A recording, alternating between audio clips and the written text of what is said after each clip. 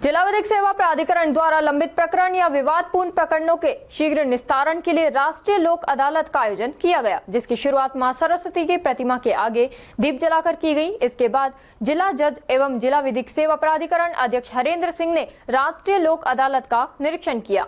जिला जज हरेंद्र सिंह ने बताया कि वर्ष 2024 की द्वितीय राष्ट्रीय लोक अदालत का आयोजन किया गया, जिसमें राजीनामा योग्य फौजदारी प्रकरण, धारा 138 NI एक्ट, MACT, धन वसूली, सभी प्रकार के सिविल मामले, वैवाहिक विवाद, उपभोक्ता विक्रेता या सेवा प्रदाता के मध्य विवाद, जन उपयोगी सेवाओं संबंधी विवाद आदि के साथ समस्त राजस्व प्रकृति के प्रकरण रखे गए हैं।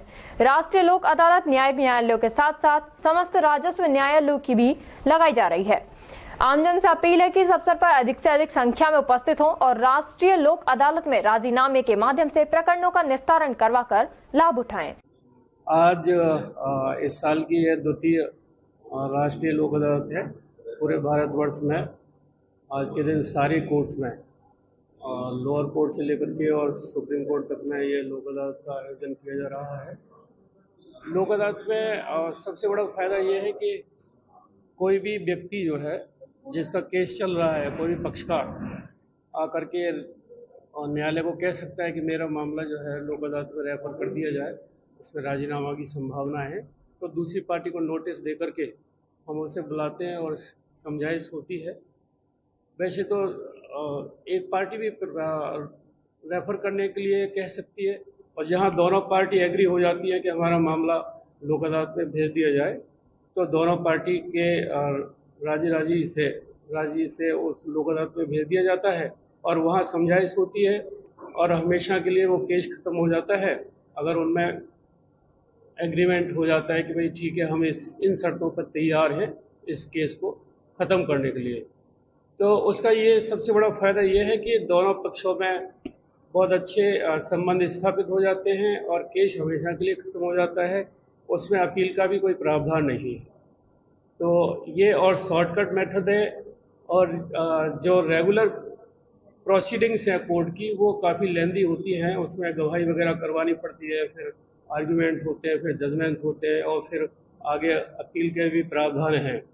लेकिन लोक अदालत का ये फ़ायदा है कि अगर आप किन्हीं शर्त पर राजी हो कि इस शर्त पर हमारा राजीनामा हो गया है और हम केस ख़त्म करना चाहते हैं, तो बस 2 मिनट लगते हैं और हमेशा के लिए केस ख़त्म हो जाता है। उसमें कोई अपील का भी प्रावधान नहीं।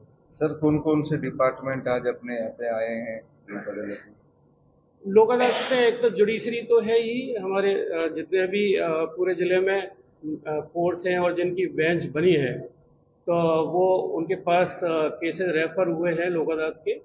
और रेवेन्यू साइड में भी ऑफिसर्स हैं, SDM हैं, तहसीलदार हैं, ADM हैं, DM हैं, ये सभी लगे हुए हैं कि भी ज़्यादा से ज़्यादा लोक अदालत का फ़ायदा ज़्यादा से ज़्यादा लोगों को मिल सके और उनके जो दुख दर्द हैं उनके अगर शॉर्टकट मेथड से निपट सकते हैं तो बहुत ही अच्छी बात है। ये सुलह कराने का एक बहुत अच्छा प्लेटफॉर्म है और इसको मैं समझता हूँ कि एक पुण्य का काम भी है। अगर हम राजीनामा करवाने में सक्षम हुए हैं, अगर सफल हो जाते हैं, तो हमें खुद भी सेटिस्फैक्शन होता है अधिकारी को कि भाई ये हमने बहुत अच्छा काम करा दिया। सर, हर बार की लोक अदालत में कितने मुकदमे कम से कम ऐसे फिरी होते हैं? काफ़ी मुकदमे निस्तारित होते हैं और हर एक कोर्ट के ऊपर है ये कि वो अपनी टूल्स एंड टेक्निक्स इस्तेमाल करके कितने मुकदमों में राजीनामा करवा पाने सफल होते हैं। लेकिन फिर भी हज़ारों की संख्या में अलवर से हर बार केसेस का लोक अदालत के माध्यम से निस्तारण होता है। सर, अलवर में एक अभी मर्डर भी हुआ है। शुभ नाम क्या है सर आप? हरेंद्र सिंह।